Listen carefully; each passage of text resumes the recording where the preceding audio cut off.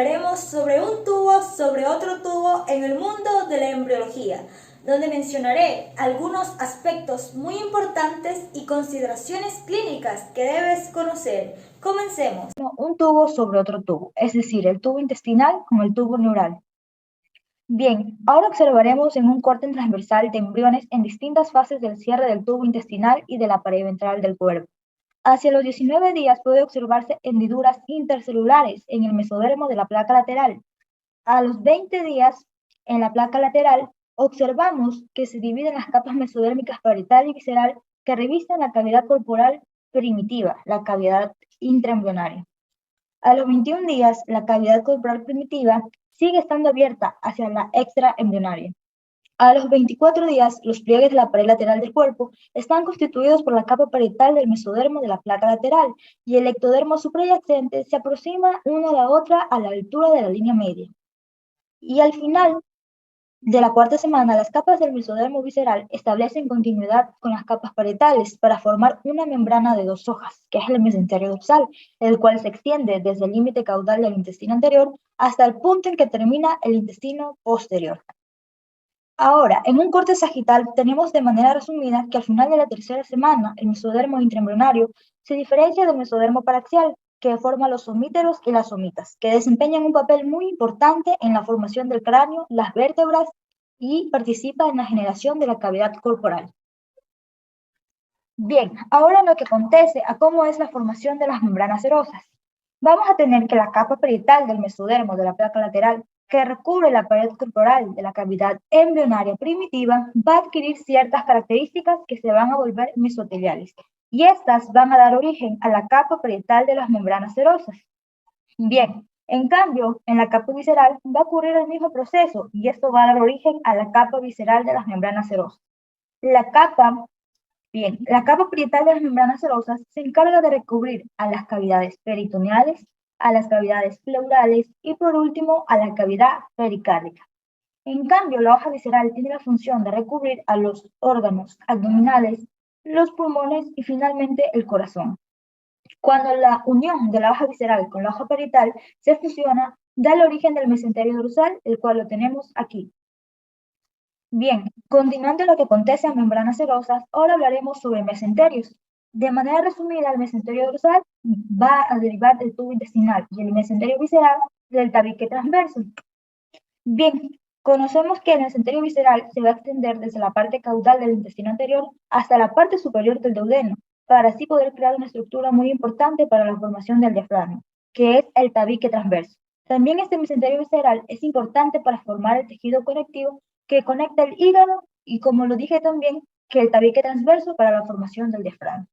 En nuestra segunda imagen observamos de manera resumida del mesodermo dorsal, que es el aumento mayor, que se van a derivar en el mesogastrio dorsal, que nos referimos al estómago, el mesoduodeno dorsal, que es igual al duodeno, y el mesocolon dorsal, que es el colon.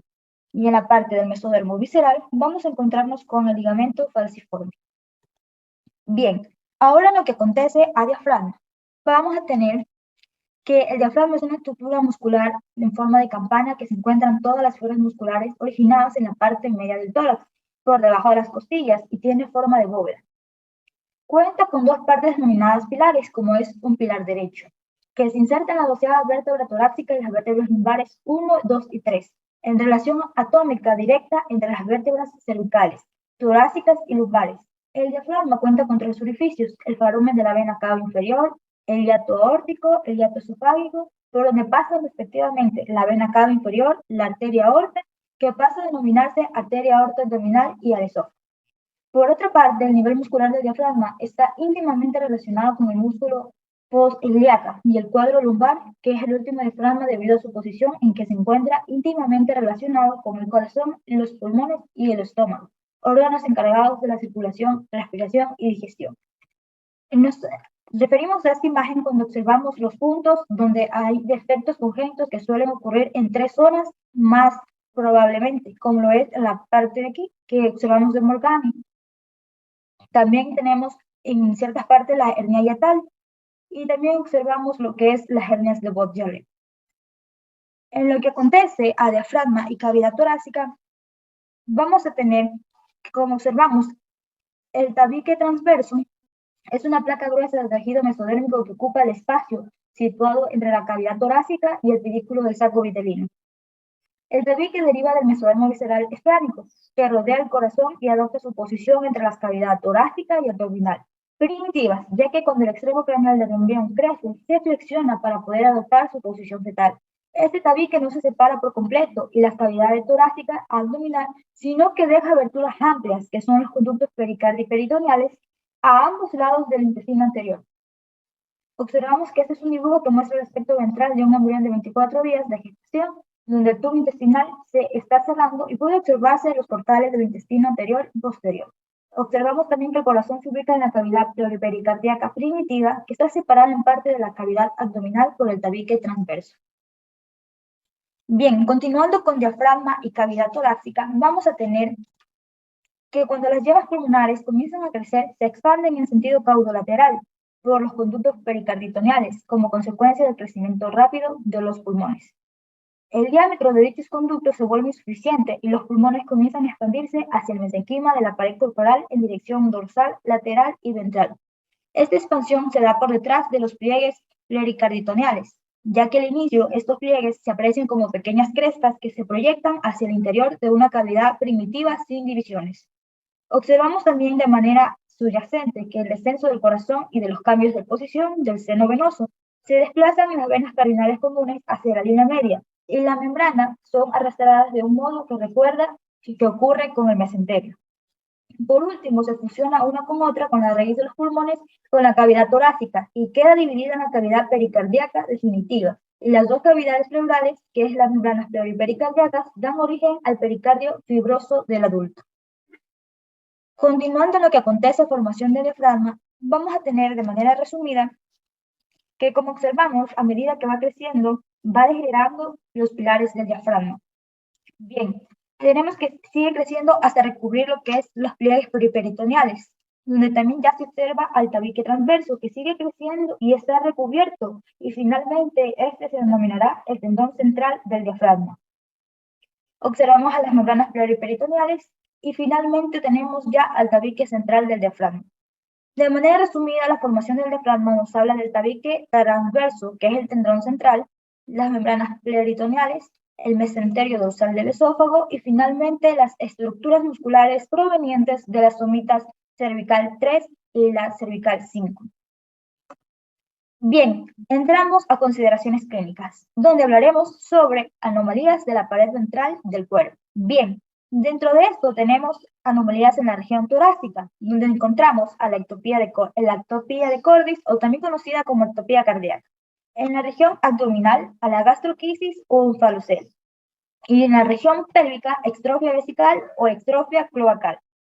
Bien, hablaremos sobre la ectopía de Cordis. Como sabemos, la ectopía de Cordis puede ocurrir como una malformación aislada, pero es frecuente que esté asociado al síndrome de Candler, ya que se clasifican en 5 tipos, que son los siguientes: cervical, torácico-cervical, torácica, torácico-abdominal y abdominal. La ectopía cardíaca torácica es la más común y tiene un mejor pronóstico que los demás tipos. Ahora hablaremos sobre la patología de Candler. Bien, donde observamos defecto del diafragma anterior, defecto de la supraumbilical de la línea media, de la pared anterior, defecto del pericardio diafragmático, defecto de la parte baja del esternón y varios defectos cardíacos. Como sabemos, en ocasiones el defecto del cierre inicia en el extremo caudal del esternón y se extiende hasta la región superior del abdomen, lo que genera un espectro de anomalías denominado la patología de Candler. Es la conjunción de 5 defectos congénitos: defectos del corazón, del pericardio, del diafragma, del esternón, de la pared abdominal, que representa un desafío único para todos estos, ya que su incidencia es muy pequeña, pero es fundamental identificarlo en los primeros trimestres. Ahora hablaremos de la gastroquisis. Bien, la gastroquisis es un defecto de nacimiento en la pared abdominal, en el cual los intestinos de este bebé salen fuera del cuerpo a través de un orificio al lado del ombligo. Es importante mencionar que a veces puede haber un orificio muy grande y se pueden salir algunos órganos más. En lo que acontece al onfalocele, sabemos que el onfalocele es cuando el intestino medio no retorna a la cavidad abdominal y esta anomalía está recubierta por una prolongación del acné. Bien, ahora hablaremos sobre la estrofia vesical. La estrofia vesical y la cloacal se deben a un cierre anómalo de la pared del tronco en la región pélvica. Como observamos, la estrofia vesical representa un cierre anómalo menos grave en esta región, ya que solo la vejiga queda expuesta. En los varones, en cambio, el pene puede afectarse y presentarse en forma de epispadias, la falta de fusión del dorso del pene. La estrofia cloacal es un defecto más grave del cierre de la pared corporal de la pelvis, de manera que quedan expuestos tanto la vejiga como el recto que derivan de la cloaca. Bien, continuando con consideraciones clínicas, ahora hablaremos sobre hernias diafragmáticas congénitas, donde tenemos hernia diafragmática congénita, hernia paraesternal y finalmente hernia esofágica. Ahora hablaremos sobre hernia diafragmática congénita. Bien, la hernia diafragmática congénita es una de las formaciones más frecuentes en los recién nacidos, ya que puede deberse a la falta de longitud del intestino anterior, que mantiene el estómago en la región torácica. Al inicio, el tubo intestinal se mantiene estrechadamente unido a la pared corporal dorsal, pero este adelgazamiento se da en la fijación mesodérmica de la región, que permite la formación de un mesenterio dorsal. Este tiene suspendido el tubo intestinal dentro de la cavidad corporal y le permite elongarse. De no formarse el mesenterio, el intestino permanece unido a la pared corporal y impide el crecimiento normal, lo que trae consigo la obstrucción del estómago por el diafragma hacia la cavidad torácica. Es un mecanismo más frecuente para la formación de las hernias diafragmáticas que se ocasionan cuando las células musculares fallan en migrar hacia alguna de las membranas pleuroperitoneales, lo que da origen a una región debilitada. Con esta herniación subyacente los órganos abdominales hacia la cavidad torácica.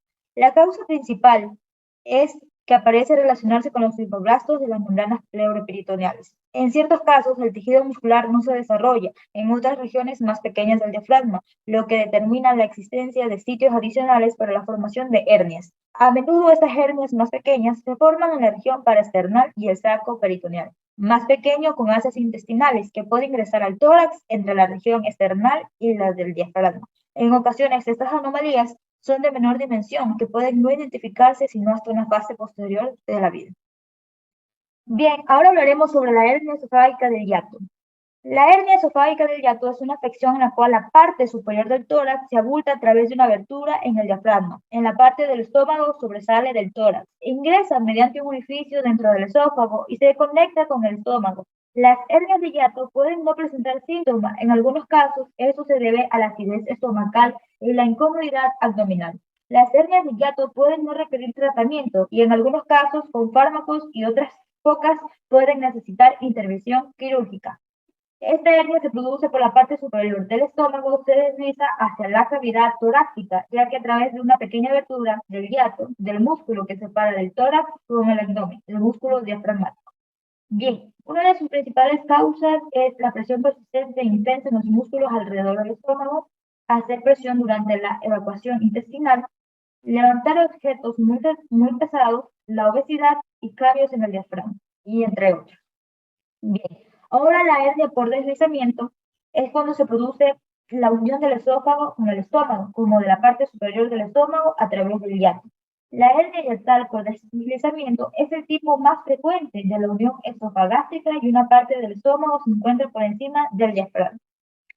Finalmente, la hernia hiatal paraesofágica es la unión esofagástrica que mantiene su localización normal, pero una parte del estómago es adyacente al estómago con el hiato diafragmático.